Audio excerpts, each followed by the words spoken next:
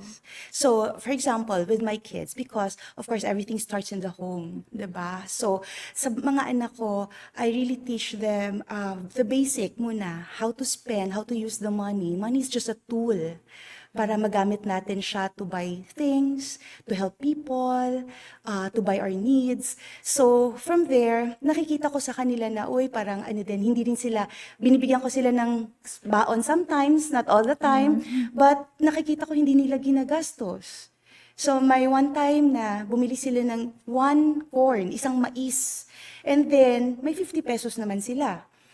Yung isang mais, 25 pesos. So, isa lang binili nila, pinaghatian lang nila yon.